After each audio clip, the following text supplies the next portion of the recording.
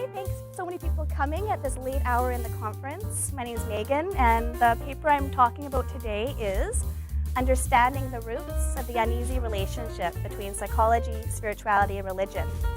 Applying lessons learned to promote the psychological health and well-being of people in the 21st century. So very quickly, I'm going to start with a brief outline of where I'm headed today. I'm going to begin by reviewing the history of the problematic, even antagonistic relationship which has existed between psychology and religion.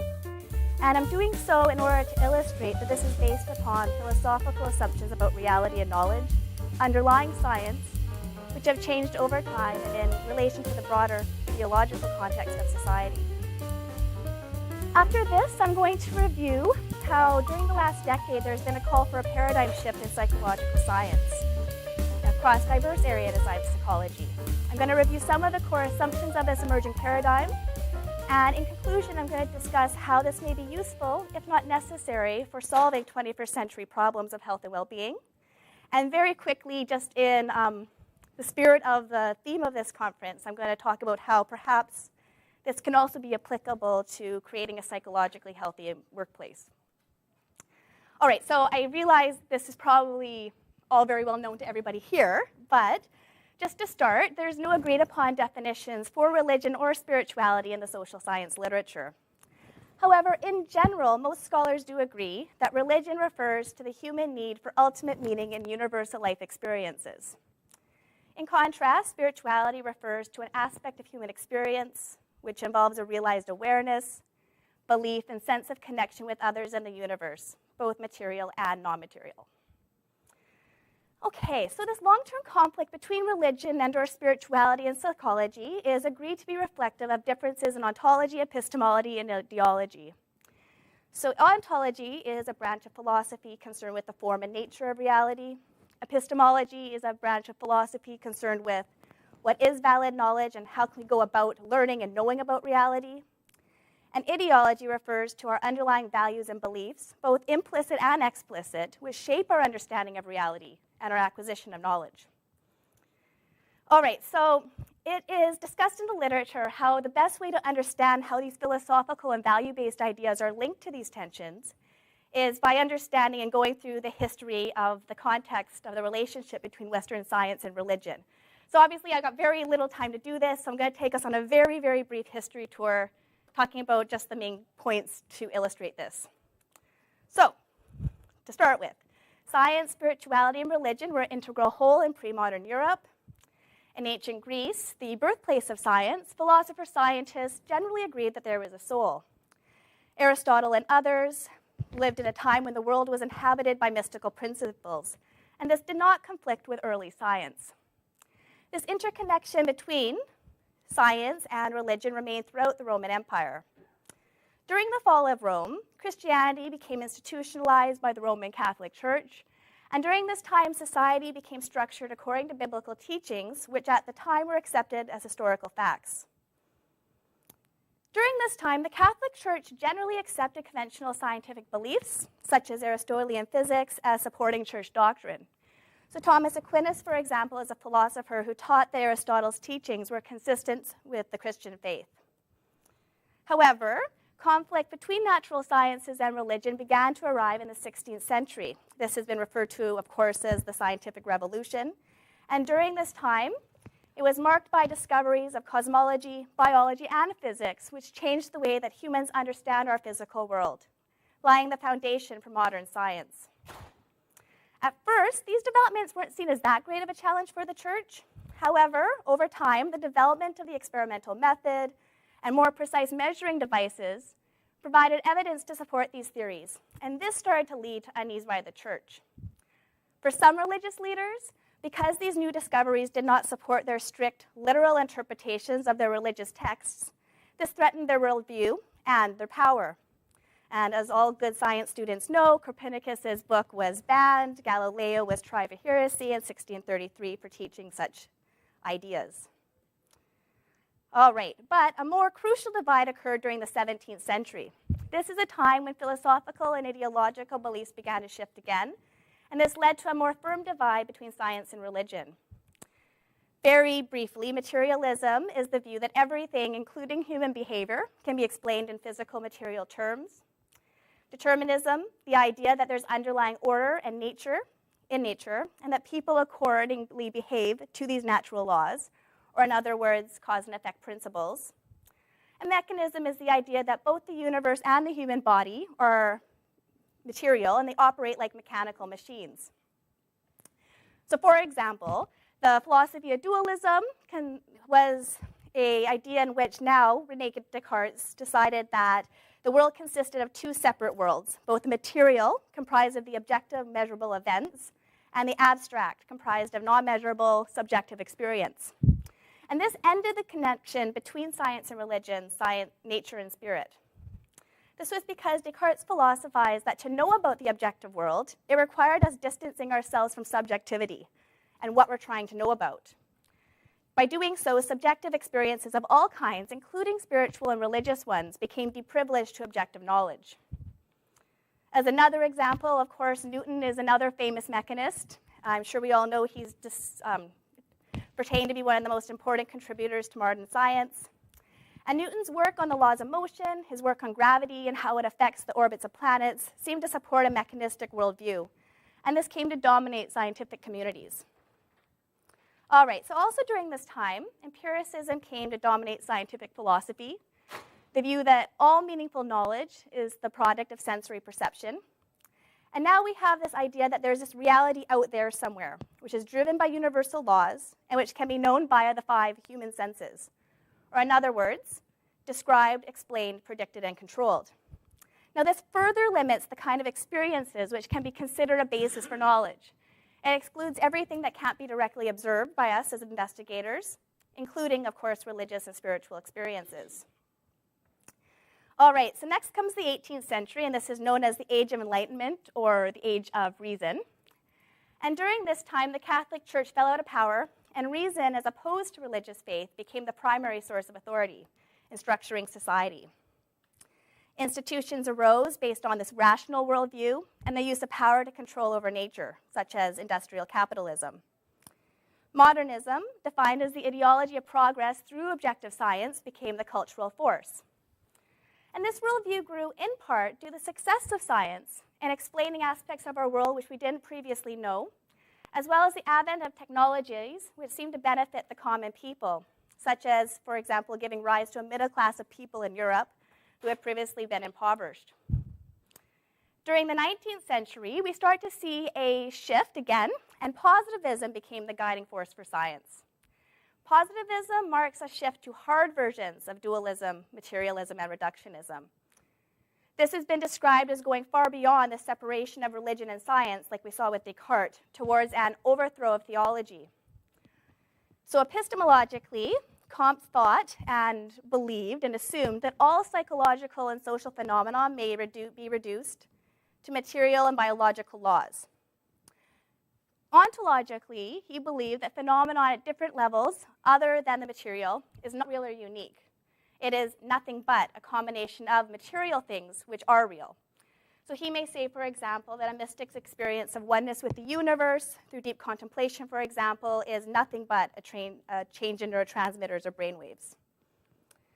Now, many philosophers have noted that there is a major distinction and connection between positivism and scientism. Scientism is the conviction that only knowledge provided by natural science is reliable, and that all human problems can be solved by scientific and technical solutions. Or put another way, scientism is the religious conviction that positivist science is the only form of true knowledge. It's been said that, like Christian views of salvation and grace, positive ideology seeks the perfectibility of humans and the realization of heaven on earth through progress, exercised by a powerful scientific elite who would improve the masses. Therefore, to many, positivist science is to Western modernist society as Christianity was to Western traditionalist society. So this is the context and the ideology and the climate which formed the beginning of psychology as a separate discipline. Originally, psychology was taught in philosophy departments, and American founders were all quite religious. However, during the 20th century, discoveries in the natural sciences were leading to prestige and recognition by many many individual scientists. And subsequent psychologists sought to be like these hard scientists in order to also gain recognition and prestige. In order to do so, they modeled themselves after physics, and they left the philosophy departments. But it's important to recognize that this was a decision made without any objective, scientific, or empirical evidence. Of course, logical positivism became the guiding philosophy, and the laboratory experiment the gold standard method for psychology. So just very briefly, one of the main tenets of logical positivism is the verifiability principle, which is that a statement is meaningful only if it can be proved true or false by means of experience. Therefore, metaphysical statements of all kinds are meaningless. And another is operationalism, which is that all phenomena must be studied, that is to be studied, must be defined a priori in terms of operations used to observe them. Therefore, a phenomenon which cannot be clearly defined in objective terms, including most subjective experiences and spiritual experiences, are ruled out. Further, many psychologists at this time, wanting to be taken seriously and respected by the natural scientists, began to foster the attitude that religion was irrelevant or meaningless at best, and indicative of pathological, regressive, and dysfunctional thinking at worst.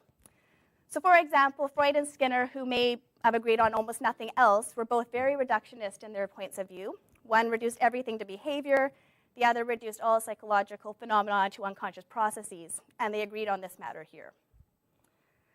So of course, psychology has always had competing voices. As just one example, Maslow, the founder of humanistic and transpersonal psychology, criticized this reductionistic and materialistic stance on human nature. He and humanistic psychologists are interested in human meaning and potential and believe that humans are more than their material bodies. They object to reducing humans to being nothing more than their behaviors or biology, and subjecting people to the demands of positivism is seen to lose the essence of many human experiences, only one of which is spirituality.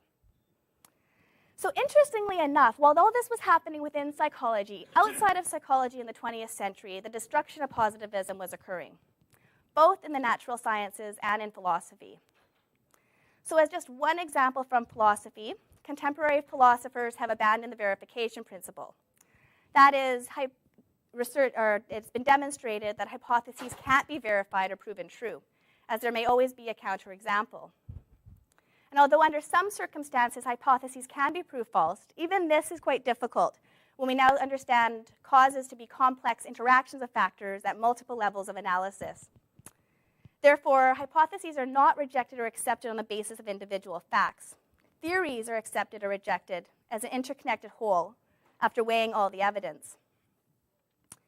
Positivism has also been criticized on experimental grounds, and throughout the 20th century, findings from neuroscience, physics, and cosmology have all shown that the world works quite differently than the one painted by positivism. And for the sake of time, I'm just going to go into a few of these findings, and I'm going to do this from one area, which is physics. So, in regards to quantum physics, evidence shows that strict determinism does not hold at the subatomic level. The position of small particles can't be predicted by past events. Only the probability that a particle will be in a particular location can be predicted. And this seems to suggest that our universe is not all mechanistic. That is, it's not only cause and effect. Further, quantum theory suggests that particles do not attain a specific location until they're observed. That is, while not being observed, they are waves, and when we do start to observe them, they become particles.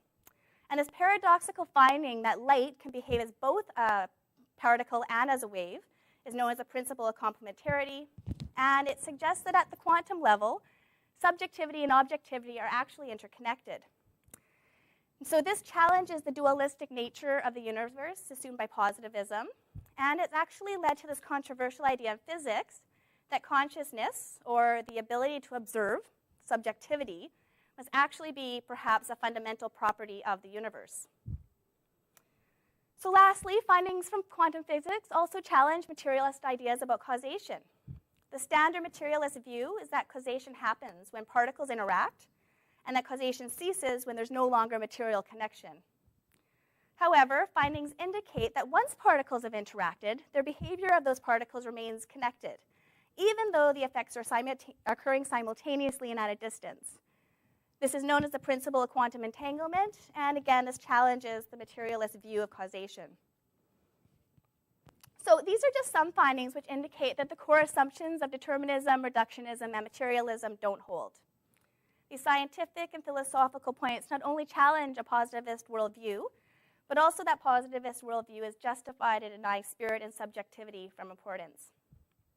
Therefore, during the last decade, in diverse areas of psychology, such as humanistic psychology, community psychology, and clinical psychology, as well as in the hard sciences, such as physics, there's been a call for a paradigm shift, which not only will be able to more adequately deal with these 20th century findings, it'll also be able to facilitate a reestablishment of relations between psychology and religion.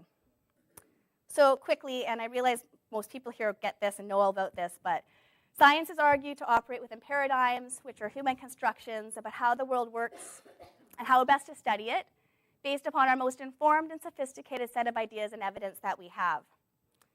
A dominant paradigm is one in which the basic assumptions are so taken for granted by people that to challenge them is just considered heresy.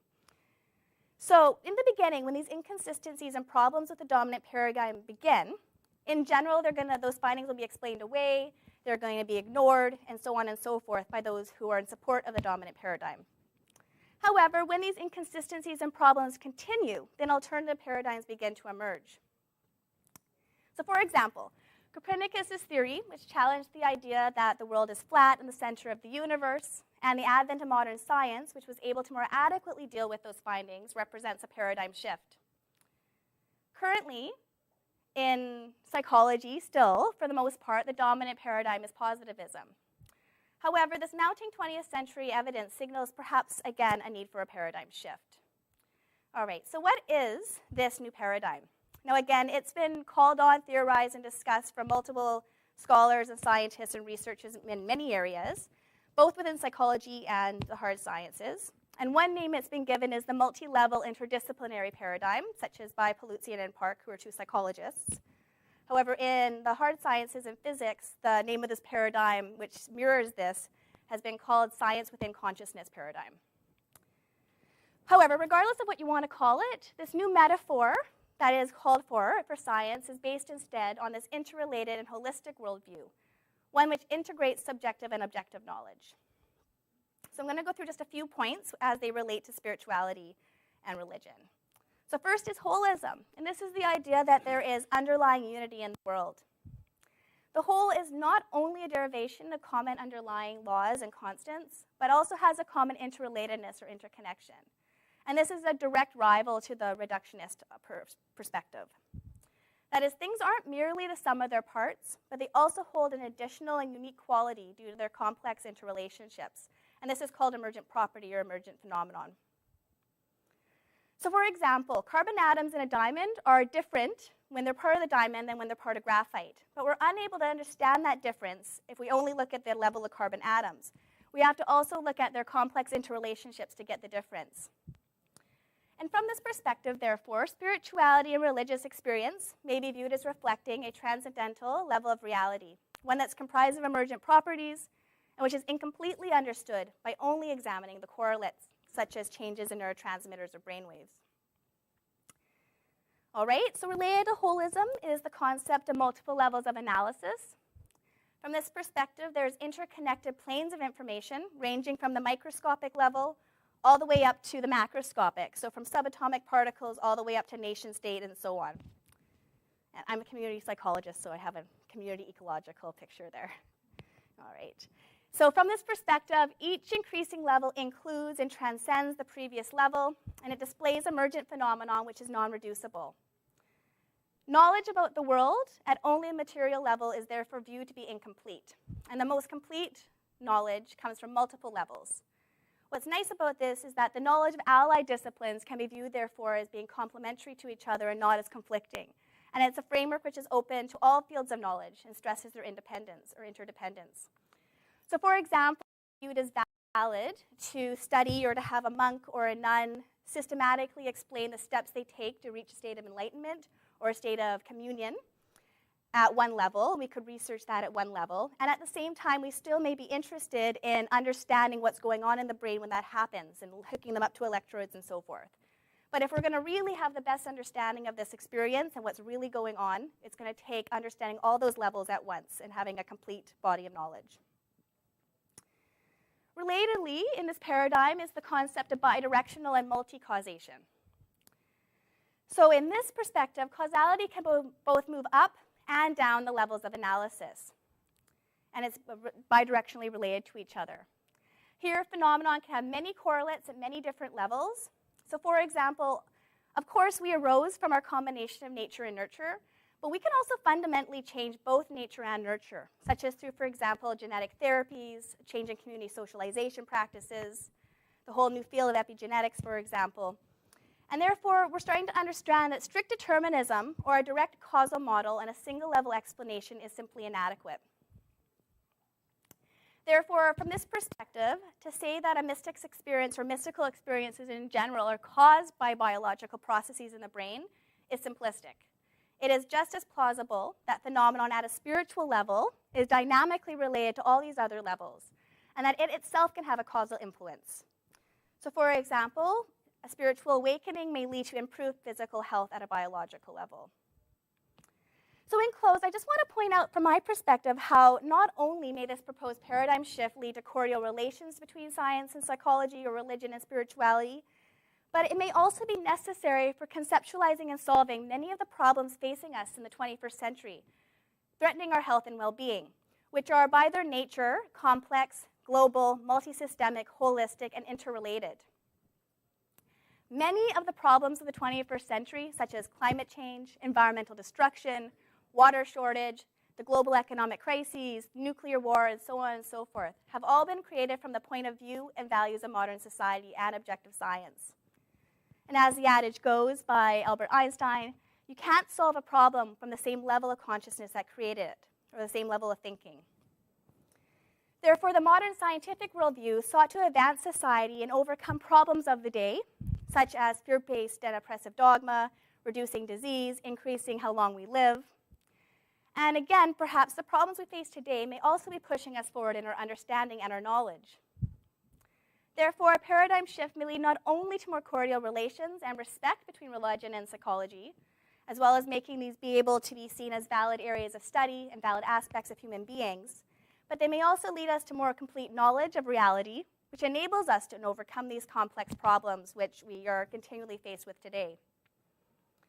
And just as a note here, in keeping with the theme, perhaps, of course, this paradigm might also have some sort of implications for creating a psychologically healthy workplace. So perhaps we need to be considering what our solutions would look like, taking into consideration a holistic perspective. How do we think about solving problems on multiple levels and thinking about people and organizations in a holistic way? How do we consider how our solutions might have a bidirectional systemic influence on people and the organization as a whole, as just a few things. So I'd like to say thank you. And in conclusion, I want to just leave with two quotes, one by an Eastern philosopher, the other by a Western scientist, which I think intriguingly seem to be saying the exact same thing or similar things. And they are, the first one, all religions, arts, and sciences are branches of the same tree. All these aspirations are directed towards ennobling man's life, lifting it from the sphere of mere physical existence and leading the individual towards freedom. And the second is, as in science, so in metaphysical thought, that general and ultimate solution is likely to be best, which includes and accounts for all, so that each truth takes place in its whole. That's it. Thank you.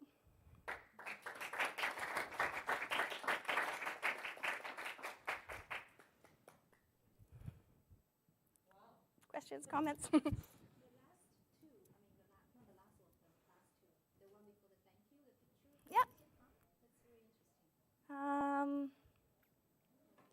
Let me see. Oh, yeah. This comes from, let's see if I can remember. It's from it's a holistic medicine wheel, but this exact image comes from a specific company. But yeah, you're right. It's, you could find this in many different. Yeah, it's from one of those sorts of perspectives. Yeah. Are there any graduate schools that are embracing multi-level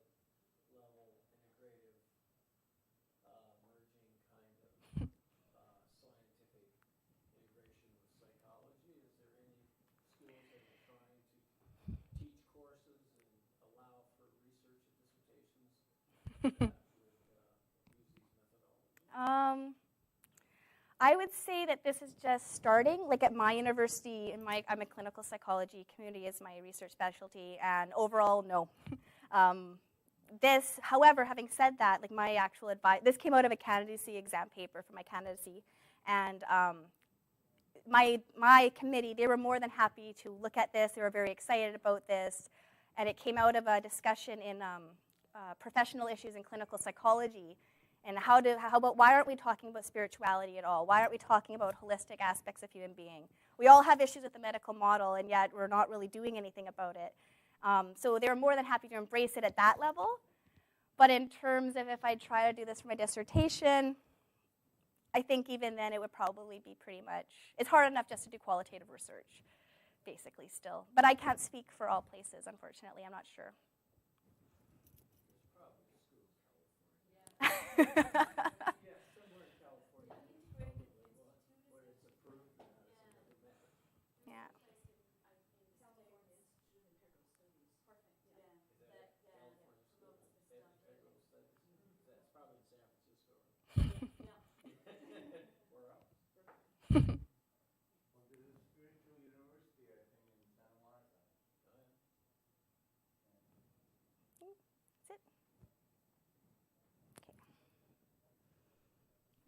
Oh, sorry.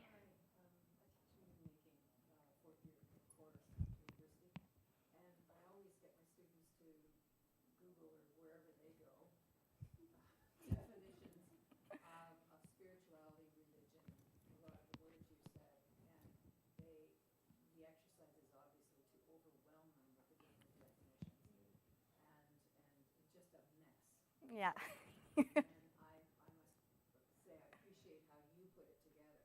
Oh, thank you. Yeah, absolutely. Yes, or you can give me your email, or either way. Apparently people are having issues emailing me right now, but hopefully that's not a huge problem. But yeah, that'd be great. No problem. And those are quotes from community psychologists, actually, and I can give those references out as well. Yeah.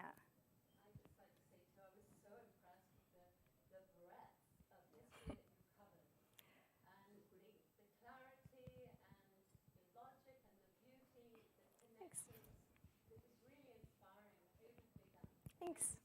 When I first put this paper together, it was a 20-page paper, and I thought, oh, well, that'll be easy. I'll just make it into a presentation. And no, you can't exactly do that. So it was a little difficult to decide what has to stay and what can I let go. But I'm happy with how it kind of turned out. So yeah. And yet 20 minutes, right? So, okay. Yeah. It's extremely controversial. Yeah, even within my own family, I come from like cognitive psychologists, and yeah, it's sort of like, we told you not to go over to the dark side is what I kind of get often, so thanks. It's interesting that William James had this approach when he first started out, and we look at any of his works, it certainly talks about spirituality. Yeah. Absolutely. And yet in my history and systems course, which I loved, despite the fact, well, it was pretty even-handed, but it definitely had my university is very behaviorist, and it had the person who wrote the text was a behaviorist. And implicit as it is, and as much as people can try to be objective, I mean, it was very clear that William James was kind of, well, he was part of the distant past, and, we got over that, right? Which is sad, in my opinion. The father of psychology. Absolutely. Really talk about that. That's right, exactly. Okay, thank you.